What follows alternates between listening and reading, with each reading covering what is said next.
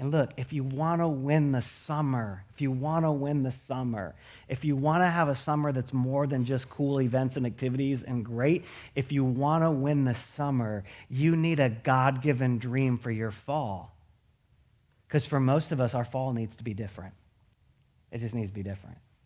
And it can be different. After all this time, after some of these missteps and like attempts to do it on their own and all these things, after this, the word of the Lord came to Abram in a vision. Abram's got this thing, God's speaking to him, and in this time it happens to come like in a literal like vision of this encounter with God.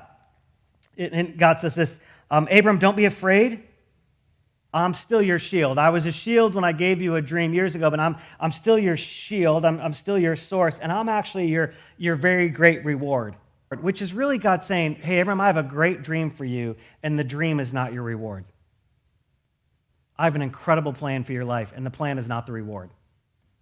I have an incredible hope. I have an incredible future for you. I have incredible things for you to do, and none of that is the reward. I'm the reward. I'm the God of that dream. I'm the reward. I'm the reward in that I give the dream. I'm the reward in that I help you with the dream. I'm the reward that I'm still there at the end of the dream. I'm the reward when the next, right? I'm the reward. But what can you give me since I remain childless, and the one who will inherit my estate is Eliezer of Damascus? And Abram said, you've given me no children. You've given me no children. What are we going to do about that, God? You've given me no children, so a servant in my household is actually going to be my heir. He's going to inherit everything I have. God responds back, says, this man's not going to be your heir. Don't worry about it. But a son who is your own flesh and blood will actually be your heir. Here's the thing with God. God is not changing the dream or the plan. He's simply trying to recalibrate it. And what he's trying to help Moses do in the middle of the dream, and what he's going to want to help you do when he helps you get a dream about fall, which then will influence your dream about summer, like what he's trying to help in this thing is just to help him remember, like rehearse the truth that God always has a plan. Rehearse the truth that God always has a plan. He took him outside, like he's having this conversation, whatever their house would have been, this little hut or this, that, right? They've got this little thing. He says, let's go outside. And he says, now look up at the sky and count the stars. If indeed you actually can even count them. And then he said to him, that's how many your offspring are going to be.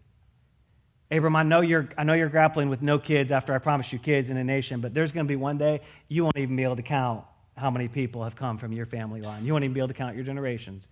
You won't even be able to count the people in the generations. And he says, Abram, let's go outside. Let's go outside for a minute. I know we're having this like holy and sacred moment here, but just like step through the door. Just go outside for a minute. Just go outside. Sometimes to get the dream and to get fuel for the dream and then to get refueled inside of the dream, sometimes you got to retreat from what you're in so you can see what you could create.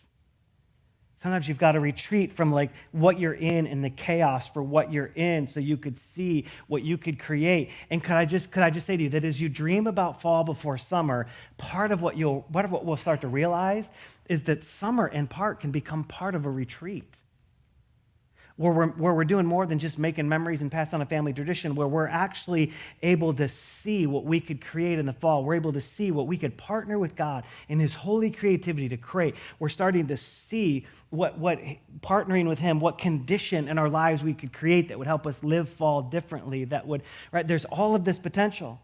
But it just takes a little bit of movement of place. And really what we see Abram do and what we're invited to do, and this is like a story of God and humanity all throughout Scripture, is we rely on eyes of faith to see what as of yet has never been. We rely on eyes of faith to see what to this point has never been. For some of us to dream about really healthy, vibrant fall, not just full and active fall, but healthy, vibrant fall, we're trying to see something that's never been, candidly. Part of how we win the summer is we start to see something that's never been. And we start to actually believe that the God who gives the dream actually wants us to experience that. He wants us to experience like more of his peace and more of his joy and more of his pace and more of his health and more of, and get there. It's like, okay. God's got a plan, but I'm going to take some of the summer to let it be a retreat. But when I'm retreating, what do I dream that the fall might be like? What condition would I be in?